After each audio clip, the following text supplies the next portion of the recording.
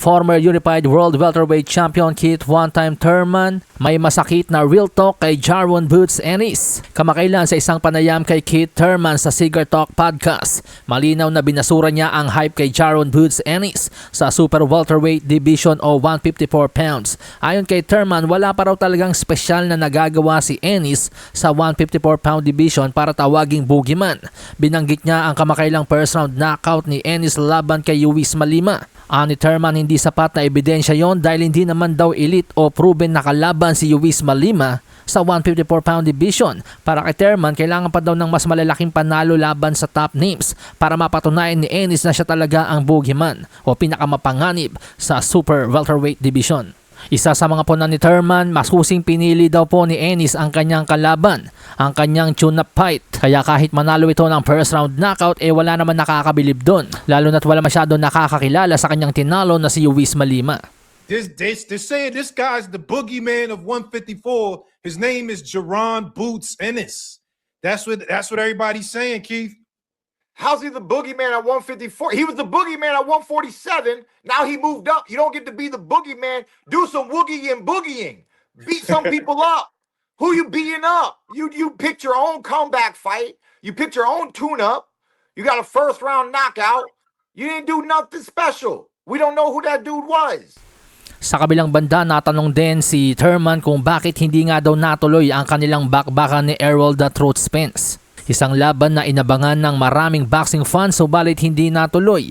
Sa version ng kwento ni Thurman, ayon sa kanya, noong unang beses nilang magkita ni Spence, sinabi niya ito sa mismong harap ni Spence na "I look forward to fighting you one day." Pinaliwanag din ni Thurman ang naging timeline.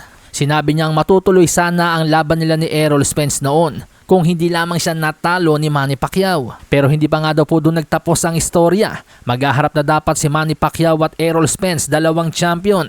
So balit nagkaroon ng retina problem si Spence kaya't biglang umatras ito sa laban kay Pacquiao. Kaya't nauwi si Pacquiao sa paikipagtuos kay Yordenis Ugas. At sa laban na yon, nasilat naman si Pacquiao ng underdog na si Ugas. Kaya't nauwi naman po si Ugas sa paikipagtuos kay Errol Spence. Let's be honest. Let's tell the truth for once. The truth, Spence, And the truth is, the day I met that boy in the back of the MGM Grand, I told him to his face, I look forward to fighting you one day. This is what people don't understand. Keith Thurman, you just got to pay attention to what's called a timeline in boxing. Keith Thurman fought Manny Pacquiao. Keith Thurman lost. Manny Pacquiao's champion. Manny Pacquiao's fights Errol Spence. Oh, wait. So if that happened, if Keith Thurman won, who would Keith Thurman be fighting next? But wait, that's not how the story goes. So the story goes, Spence goes to fight Pacquiao. Spence has a retina problem. He drops out. A brother named Yordenis Ugas steps in. Ugas beats Pacquiao. Pacquiao's not champion. Ugas is champion. Errol Spence goes and ends up fighting Ugas. You think you were supposed to fight? You guys think you were supposed to watch Errol Spence fight Ugas and not Errol Spence fight Keith Thurman? Stop playing.